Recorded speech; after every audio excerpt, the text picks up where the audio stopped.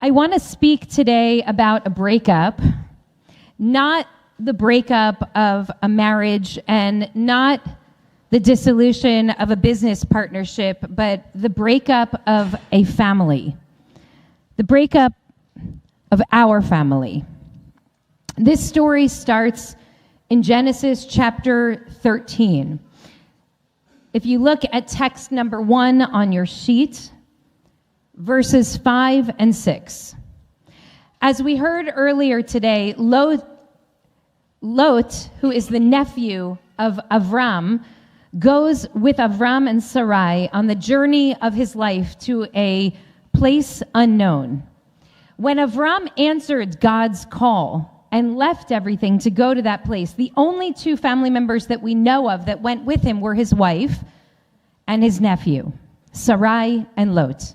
After some initial travails that they have in the new land, their new home, including the famine that temporarily detoured them to Egypt, the 3 of them returned to Canaan, now heavy with riches and with cattle.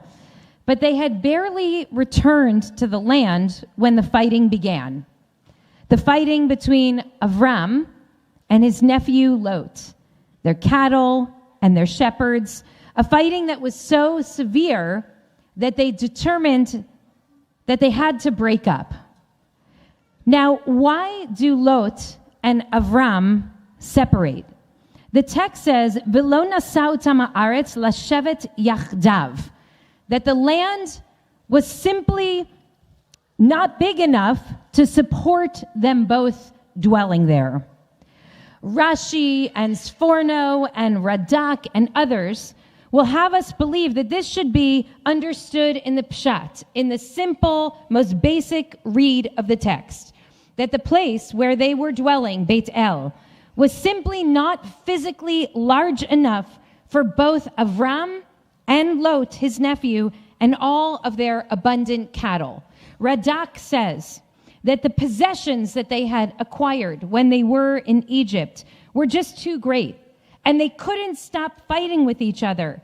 And each group of shepherds wanted to use the same meadows on which to graze their flocks, and they realized there simply wasn't enough room. But I have to be honest that this reading seems absolutely absurd to me, because at the time, that part of the land of Canaan was largely uninhabited. And it seems to me that these 2 men could have figured out a way to share the space if they wanted to. And that means that there's some other fundamental incompatibility that the text is alerting us to. The Netziv, writing in the 19th century, also hints to this. You can find his words in text number 3. He writes that the real reason for the breakup was that their natures, Avram's nature and Lot's nature, were fundamentally distant from one another. And Lot could only get along with his uncle when they were far apart. This is like the kid who wants to talk to you every day once he goes to college, but when he's home doesn't want to have anything to do with you. That's like Lot and his uncle Avram. But when they were together, no space would have been big enough to hold those 2 big personalities. And therefore, those encounters became burdensome on both of them. And the only response that seemed reasonable was for Lot to go one way and Avram to go another way. I want to think for a moment about the Netziv's interpretation here. He seems to be indicating that these 2 men who have journeyed and travailed through a lot together have grown apart, to the point that their instincts and their inclinations are not only different, but they may be fundamentally irreconcilable. I think that it's maybe obvious why this caught my eye in this time of so much breakage. Breakage across the generations, breakage in families, breakage in our communities. We are seeing today an agonizing fracture, often across political lines, often exacerbated by differences around Israel-Palestine, often exacerbated by interpretations of anti-Semitism and how severe are the threats of anti-Semitism. I had multiple heartbreaking conversations with colleagues over the past 3 weeks, and also with some congregants in our own community. Can I stay in a community if my rabbi said or didn't say X or Y or Z? And it's not just breakage in our families and in our communities. Look at what's happening right now in the New York Jewish community. Several people said to me in the past week,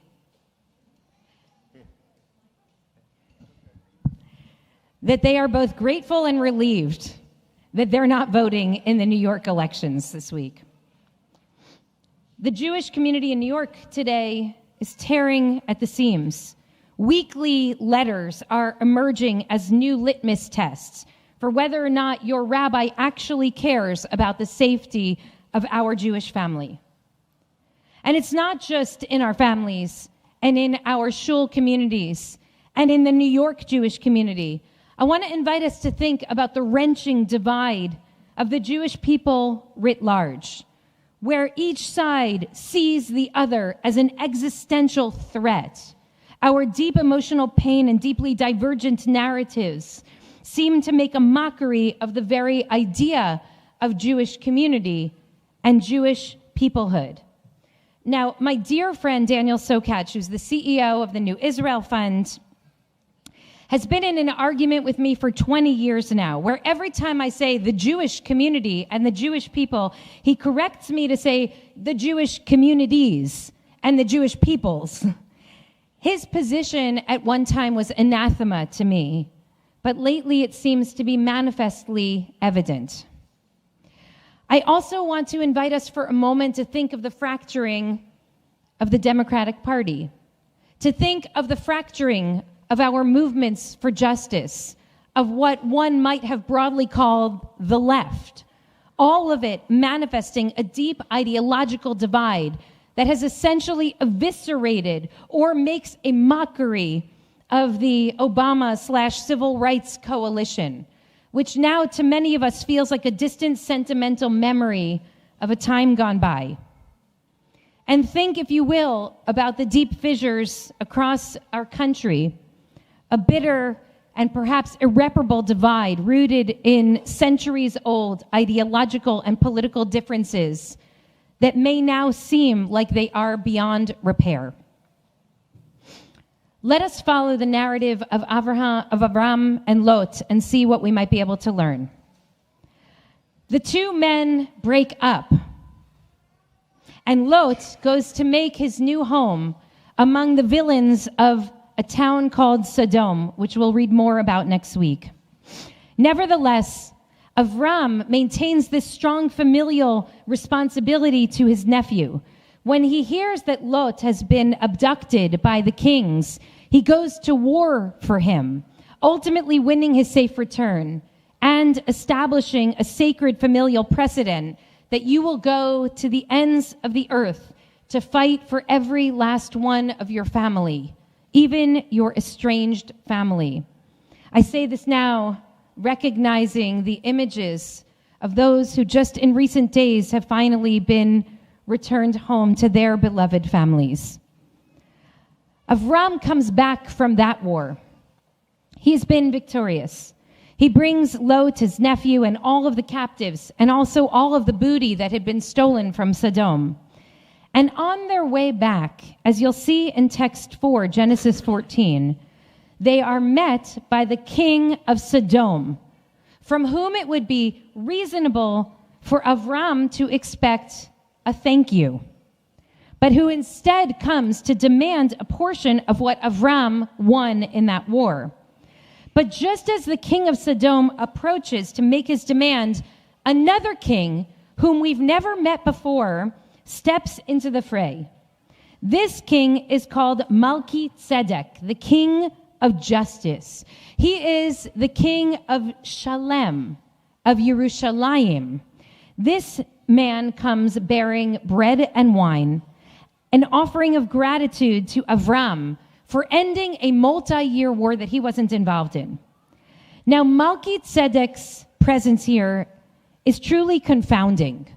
Who is this guy? Why is he here? And just like Elliot, I turned to Orach Chaim in text 5 to try to find an answer. Orach Chaim is an 18th century mystic, and here's what he writes. He tells us two things about Melchizedek, this king who strangely steps into the fray. Number one, that this mysterious man is actually Noah's son, Shem. And number two, that the reason that the Torah brings Melchizedek forward here is to contrast his behavior with the behavior of the king of Sodom. Whereas Melchizedek comes with gifts and blessings, bread and wine, which are symbols of abundance and gratitude, even though Avram did nothing for him, the king of Sodom came empty-handed, only asking for what he could get. Orach Chaim says that the Torah brings these two kings together in order to bring into stark contrast the behavior of the wicked versus the behavior of the just. I want to think about that for just a moment. So Melchizedek is actually Shem, the son of Noah, which says to me that Melchizedek is a person who has seen his own family torn apart. He knows intimately the pain of irreparable breakage. And here he steps forward to tell this broken but still stubbornly tethered family, I know you think that you're broken for good, that you could not find a way to live together. If you go left, I'll go right. If you go north, I'll go south. But you can still decide how it is that you want to live. Because the king of Sodom and the people of Sodom represent a mentality of scarcity. Anybody who objects to the norms of the city of Sodom is immediately killed. The king of Shalem represents something very different. Shalem meaning wholeness, Shalem meaning peace. That doesn't mean that the people of his town agree on everything. In fact, there are great disagreements also in Shalem. It means that what his kingship represents is that people who differ from one another, even differ greatly, can still find a way to live together.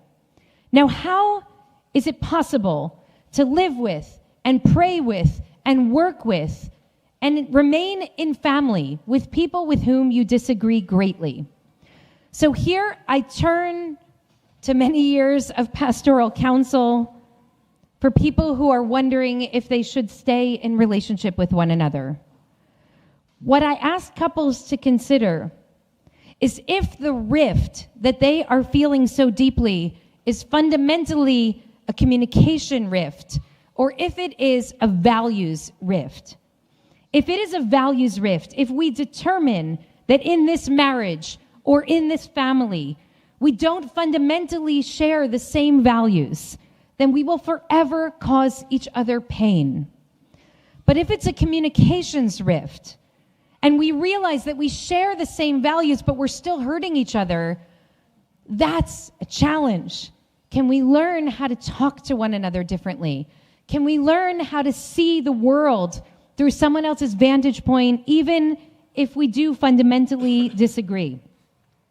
What Sodom represents is a world in which everyone who does not see the world precisely as you do cannot enter the borders of your community and live safely there. What Shalem represents is something much greater and much holier. In this place, we hold a diversity of views, and we learn to look at one another as human beings. This brings us back to the split between Lot and Avram in chapter 13. V'lo nasau otam haaretz lashevet yachdav.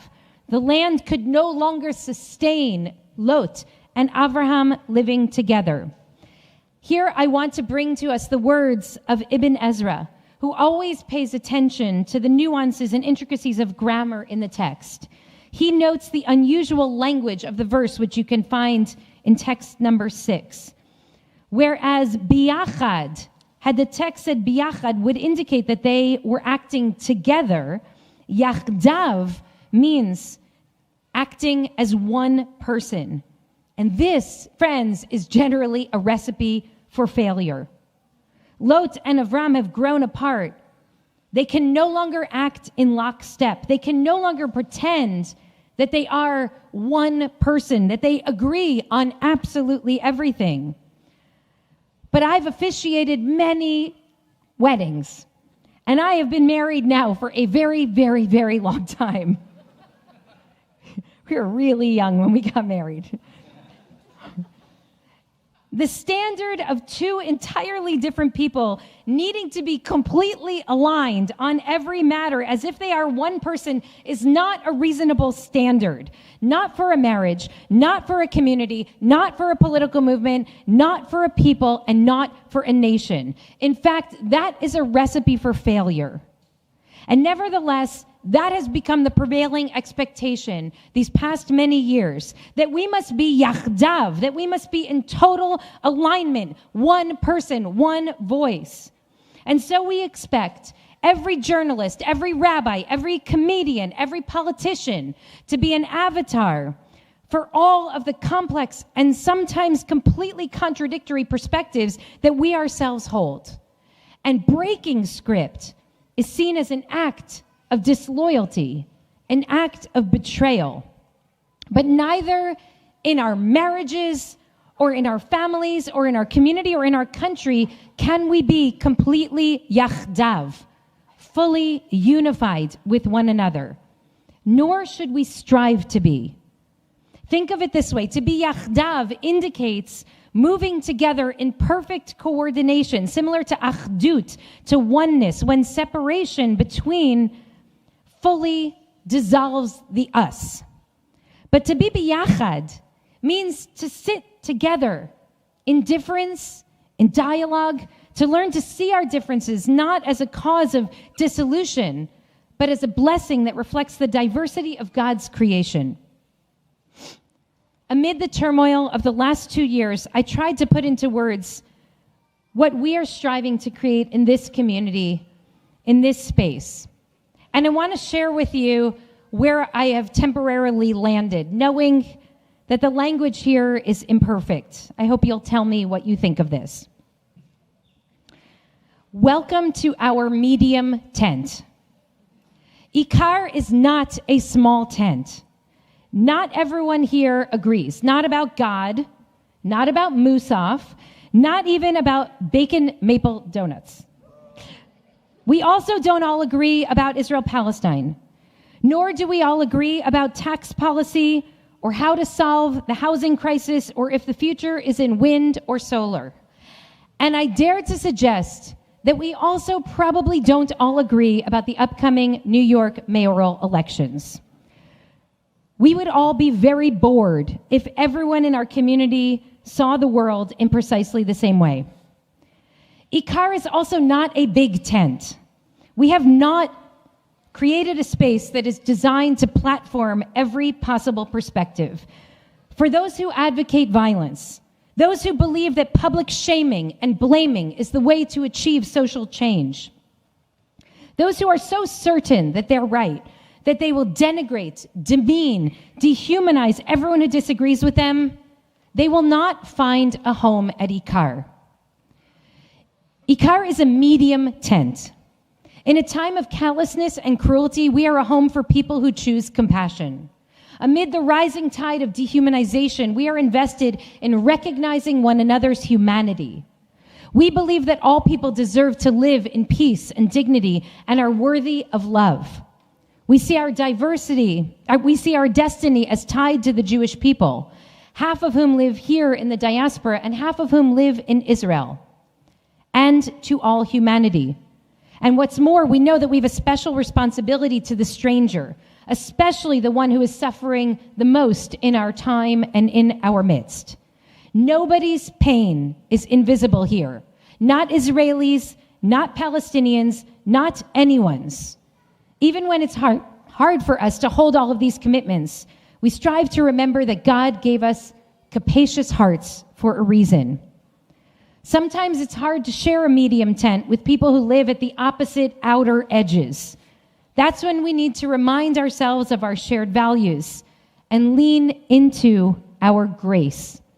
We remember that by choosing humility, curiosity, and compassion, we will only grow in moral clarity and communal resiliency. And both of these are essential to our mission of creating more interesting Shabbat lunch conversations and a more just and loving world. Is the breakup of our family inevitable?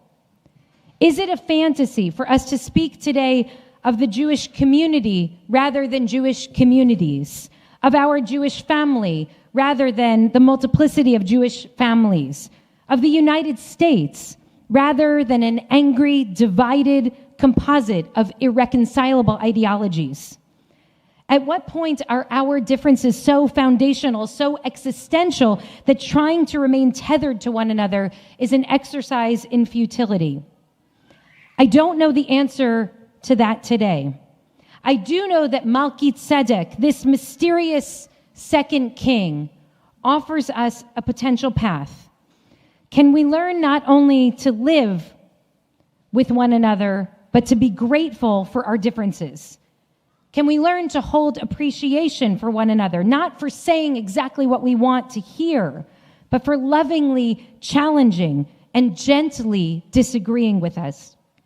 Can we make room for one another in this beautiful, imperfect, sometimes uncomfortable medium tent? Can we break bread and drink wine or grape juice together and find our way toward healing together? I don't know the answer to that question, but I certainly hope that we can. Shabbat Shalom.